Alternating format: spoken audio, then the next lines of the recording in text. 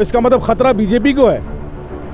BJP को पूरा बराबर खतरा है। उत्तर प्रदेश में बीजेपी हार रही है और इसका नतीजा है ये जब अगर कार्यकर्ता बीजेपी का है तो उस पर आए, अगर कोई मुसलमान, अगर एमआईएम का कार्यकर्ता कोई अगर होता, किसी में गोली चलाता, तो अभी आप पूरे एमआईएम को बदनाम कर देते। तो ये फैसला लेना पड़ेगा, आप लोगों को समझना पड़ेगा और इसकी जांच जो है वो पूरे तौर पर जांच होनी चाहिए। तो नाम प्रयाग कर दिया गया, उसमें अभी कल के दिन बोलते हैं कि असदुद्दीन ओवैसी को मारो।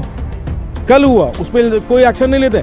असदुद्दीन ओवैसी के घर पे हमला होता है, बगल में दिल्ली पुलिस है, चुनाव आयोग बगल में है और पूरे सीसीटीवी कैमरा फुटेज है, वो लाइव करते हैं वहाँ चला के मार, घर में तोड़फोड़ करके। सर असद साहब कभी नहीं बोलते कि हम मुसलमानों का चेहरा है।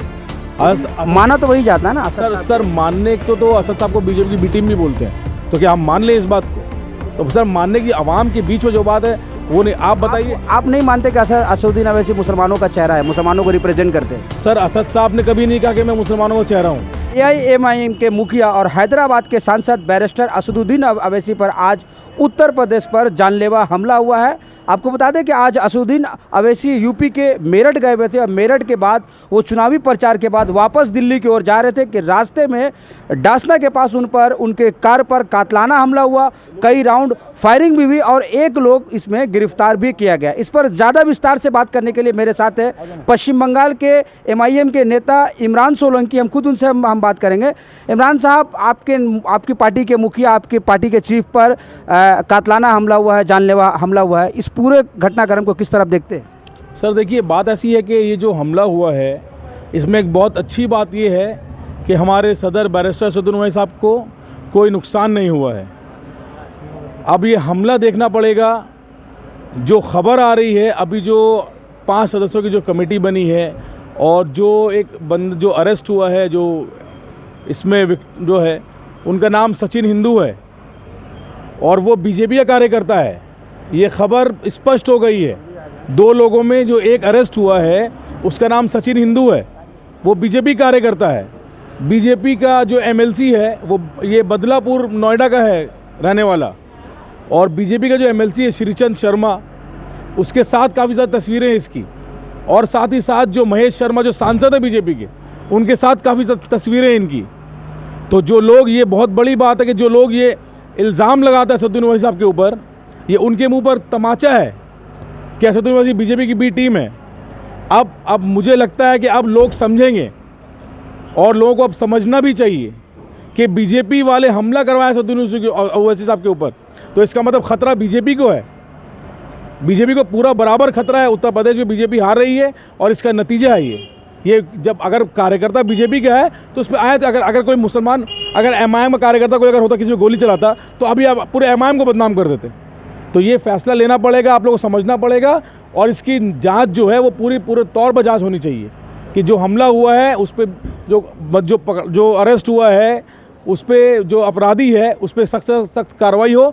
और असद साहब ने भी यही कहा कि वो 1-2 लोगों की खाली ये मिली भगत नहीं है, इसमें एक बहुत बड़ा गेम प्लान है। उनको फॉलो कर रहे थे, उनको पता था कि वो मीटिंग कर आ रहे हैं तो वो उस टोल पर रुकेंगे। तो ये बहुत बड़ी बात है, ये फैसला लेना पड़ेगा। और सरकार जो उत्तर प्रदेश की सरकार है और जो बीजेपी हुकूमत है देश में है, एक जब सांसद सुरक्षित नहीं है, एक पार्टी का प्रेसिडेंट सुरक्षित नहीं है, तो फिर आम जनता कैसे सुरक्षित है? क्या लगता है कौन लोग हो सकते हैं असदुद्दीन ओवैसी के कार पर हमला करने वाले? किस पार्टी से उनका ताल्लुक हो सकता है? सर देखिए, अभी तक तो खबर आई सचिन हिंदू बोल के जो नामी जो युवक है, जो अपराधी है, जिसने गोली जो अरेस्ट हुआ है, वो बीजेपी कार्यकर्ता है। सर अब हमें पता नहीं किसकी मिली भगत है, उसकी जाति लड़ाई भी हो सकती, जाति उसका मफाद वो भी हो सकता है कि अपने आप को हिंदू सम्राट बताने का। आप बताइए, प्रयागराज में इलाहाबाद जो उसका नाम प्रयाग कर दिया गया, उसमें अभी कल के दिन बोलते हैं कि असदुद्दीन ओवैसी को मारो। कल हुआ, उस पर कोई एक्शन नहीं लेते। असदुद्दीन ओवैसी साहब के घर पे हमला होता है, बगल में दिल्ली पुलिस है, चुनाव आयोग बगल में है और पूरे सीसीटीवी कैमरा फुटेज है, वो लाइव करते हैं वहाँ चला के मार, घर में तोड़फोड़ करके, कोई एक्शन नहीं लेते हैं। उसके बाद में अभी एक कोई आर्मी ऑफिसर कहीं पे है, उन्होंने कल कहा कि मार दो असदुद्दीन ओवैसी को। तो हर जगह ये बातें हो रही हैं। आपको इनका चेहरा बेनकाब करना पड़ेगा, उठाकर उनको अरेस्ट करिए। आप इसको सीरियस लेना पड़ेगा। आज अगर वो सीरियस नहीं लिए तो आज उनकी गाड़ी पर 5 राउंड फायरिंग हो गई एक पार्टी के प्रेसिडेंट के ऊपर। तो ये डर जाहिर है सर कि वो कार्यकर्ता बीजेपी का था, अब आगे वो किसका क्या निकल के आता सामने ये देखना पड़ेगा सर। क्या 2014 के बाद असदुद्दीन अवैसी भारतीय मुसलमानों को रिप्रेजेंट करने वाला चेहरा बन के उभरा है, इसलिए उनके दुश्मन बढ़ते जा रहे? देखिए सर, असद साहब कभी नहीं बोलते कि हम मुसलमानों का चेहरा है। माना तो वही जाता है ना असद सर साहब सर मानने को तो असद साहब को बीजेपी की बी टीम भी बोलते हैं, तो क्या हम मान लें इस बात को? तो सर मानने की आवाम के बीच में जो बात है वो नहीं। आप बताइए, आप नहीं मानते कि असदुद्दीन अवैसी मुसलमानों का चेहरा है, मुसलमानों को रिप्रेजेंट करते हैं? सर असद साहब ने कभी नहीं कहा कि मैं मुसलमानों का चेहरा हूँ। वो खुद कहते हैं कि मैं मुस्लिम दलित, अभी जो हमारा जो मोर्चा बना है, भागीदारी मोर्चा जो बना है उत्तर प्रदेश में, उसमें हमने सीएम का चेहरा एक हिंदू को दिया है, खुशवाहा साहब को। और भी मज़ा, और भी ये बामन विश्राम साहब हैं जो दलित के बहुत बड़ा चेहरा दलित का। तो हम कभी नहीं बोलते मुसलमान, हम देश की राजनीति में हम हिंदू मुसलमान दलित आदि सबको लेकर चलने वाले हैं। तो सबका जहाँ ये डर है कि एक मुसलमानों की आवाज़, एक दलितों की आवाज़, एक दबे कुचलों की आवाज़, पिछड़ों की आवाज़ बनकर असदुद्दीन ओवैसी सामने आ रहे हैं। जो शख्स पार्लियामेंट में खड़ा होकर बोलता है जय भीम, तकबीर, अल्लाह अकबर, इसका मतलब क्या है? लोग उनके साथ जुड़ रहे हैं इसका मतलब। तो इसलिए हमला करवाया गया है, ये बहुत निंदनीय है, इसका हम पुरजोर मजम्मत करते हैं। किन लोग को फ़ायदा हो सकता है असद साहब पे हमला करवा करके? सर देखिए, फ़ायदा किसको नुकसान किसको ये तो पता नहीं, लेकिन हाँ इससे एक बात पूरी स्पष्ट तौर पर सामने आती है कि असदुद्दीन ओवैसी साहब का उत्तर प्रदेश में जो ग्राफ बढ़ा है और जिस तरह से लोग सामने आ रहे हैं, उनके साथ आ रहे हैं, इसी वजह से कराया गया है सर। ये इसी वजह से ये हुआ है। वो मजबूती से लड़ रहे हैं और इंशाल्लाह 10 मार्च को जब जनता का फैसला आएगा तो इंशाल्लाह सबको सामने आएगा, देश के सामने रहेगा फैसला।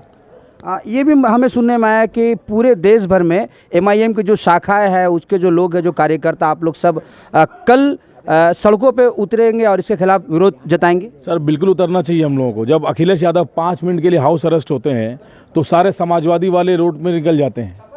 तो इतना बड़ा हमला हुआ, हम कल 10:30 बजे गांधी मूर्ति में पीसफुल प्रोटेस्ट करेंगे। हम कलकत्ता में कर रहे हैं और काफ़ी जगह हो भी चुका है, तमिलनाडु में हो चुका है, चेन्नई में हुआ है, हैदराबाद में भी हुआ है, काफ़ी जगह हुआ है, उत्तर प्रदेश में कितनी जगह पे हुआ है। तो हम कल करेंगे और सबको करना भी चाहिए। और इसके लिए जितने भी सांसद हैं, जो MLAs हैं, वो किसी भी धर्म जाति के, उनको भी सामने आना चाहिए। आज जो असद साहब पर हुआ कल उन पर भी हो सकता है। इमरान साहब ये बताया कि आप MIM के पश्चिम बंगाल के नेता हैं, हम लोग यूपी का चुनाव देख रहे हैं, यूपी का चुनाव में देख रहे हैं जिन्ना, पाकिस्तान, मुगल और प्रयागराज में जिस तरह के भाषा का प्रयोग किया गया। क्या लगता है ये जो यूथ है, जिस लड़के को पकड़ा गया, सचिन, नौजवान लड़का है, एक युवा है, ऐसे लोगों की जहन को जहर आलूद किया जा रहा है, इनके जहनों पे जहर फैलाई जा रही है? सर देखिए, आप बताइए, मस्जिद में एक बच्चा, 10 साल का बच्चा, यही डासना का वाकया है जहाँ पर हमला हुआ असदुद्दीन ओवैसी साहब के ऊपर। वहाँ मंदिर में बच्चा, एक मुसलमान बच्चा जाता है तो उसको बोलते हैं पानी पीने, तो उसको मारते हैं वो लोग। वहाँ पे लिख दिया बोर्ड के मुसलमानों का निर्देश है कि अंदर नहीं आ सकते। दूसरा, मॉब लिंचिंग हो रही है, उसमें कितने लोगों को जो मर गए बेचारे, उनको इंसाफ नहीं मिला। तो ये एक प्रोपेगेंडा है। शाहीन बाग में एक हमला करता तो उसको बोलते हैं वो जुबिलाइन है, छोटा है, 18 साल से कम उम्र का है। तो ये सब एक बनाई जा रही है सर, इसको ख़त्म करना पड़ेगा। और ये देश की राजनीति के लिए, देश के लिए, देश के लोगों के लिए, देश की तरक्की के लिए बहुत बड़ा थ्रेड है ये।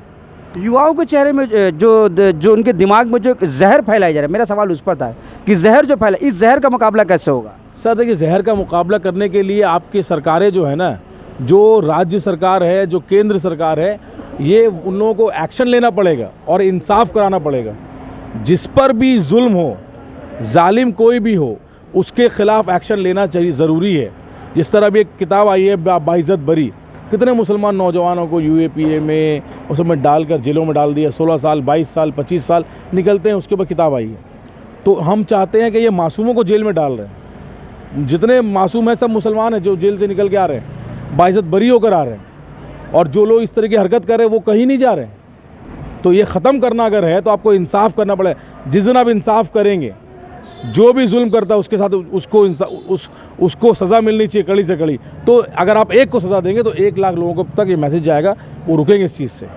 तो उसको ख़त्म करने के लिए सर आपको इंसाफ कराना पड़ेगा। असदुद्दीन अवैसी पे जो हमला हुआ था, आप लोग वहाँ के जो पुलिस प्रशासन से क्या मांग करते हैं? देखिए सर, पुलिस प्रशासन से मांग हमारी यही थी कि हमारी एक वो जांच रिपोर्ट कमेटी बनाई जाए और जो इंडिपेंडेंट काम करे, आज़ादी के साथ काम, किसी के दबाव में काम नहीं करे। तो अल्हम्दुलिल्लाह 5 लोगों की टीम बनी है एएसजी उसका बनाया गया है, टीम गठित हुई है, वो काम कर रही है। और अभी जो ये रिपोर्ट निकल कर आई है, जिसको जो माजिद साहब की जिस गाड़ी में तो उस गाड़ी से उसका पैर कुचल दिया गया तो ही वो अरेस्ट हुआ, उसके बाद ये रिपोर्ट निकल कर आई है। तो यही है सर, हम यही उम्मीद करते हैं कि इसका फैसला हो और इसको जो भी इसमें मुलविस है उन सबों को सज़ा मिलनी चाहिए। अब भाजपा के कुछ नेताओं का ये भी कहना है कि असदुद्दीन अवैसी ने खुद का ये ड्रामा रचाया है ताकि उनको सियासी शोहरत से पॉलिटिकल माइलेज मिल सके। क्या बोलेंगे सर? भाजपा के कौन से नेता बोले ये बात? टीवी में हम लोगों ने सुना। सर टीवी में बहुत से लोग, अब जो मुखालिफ है कुछ तो बोलेंगे, लेकिन फिर इसमें बताइए, उनसे सवाल करना चाहिए कि बीजेपी कार्यकर्ता कैसा आया फिर हमले करने में? जो बंदा सचिन आया उस बाकायदा आया है, उसमें पूरा मीडिया दिखा रहा है। वो नोएडा बदलापुर का, मैं आपको बता रहा हूँ यहाँ खड़े होकर, वो बीजेपी कार्यकर्ता है जो कर रहा है। सचिन हिंदू नाम है उसका, एमएलसी के साथ में फ़ोटोज़ है और महेश शर्मा सांसद का फ़ोटो है। इसे क्या समझेंगे आप? ये वही महेश शर्मा है ना जो अखलाक को, जो दादरी में मारा गया था, जो लोग अरेस्ट जो छूट कर आए थे बेल में, जो मारने वाले, वो जो मर गया एक जेल में तो उस पर फूलों की माला डाले थे, ये वही महेश शर्मा साहब है। तो समझना पड़ेगा सर, ये हम उम्मीद करते हैं कि इसका फैसला मतलब जल्द से जल्द है। एमआईएम को जो भाजपा की बी टीम बोला जाता है, ये आज साफ दूध और पानी साफ हो गया, आपका कहने का मकसद? सर बिल्कुल हम कभी थे नहीं, लेकिन ये अल्लाह का निज़ाम है। ये आपके सामने, नज़र के सामने आया है कि भाजपा जो अरेस्ट जो मारा है ऐसा साहब जो गोली चलाया है, वो एक भाजपा ही कार्यकर्ता है। तो मुसलमानों को, दलितों को सोचना पड़ेगा। जो लोग मुसलमानों को बी टीम बोलते हैं, असद साहब को बी टीम बोलते हैं जो मुसलमान, उनको ये फैसला करना पड़ेगा। और अब तो जागना पड़ेगा, अब तो जागो। कब तक गफलत में सेकुलरिज्म के नाम पर, सेकुलरिज्म का बोझ सिर्फ क्या हम मुसलमान उठाएंगे, ये दलित उठाएंगे? क्या हम ठेका लेकर रखें सेकुलरिज्म का?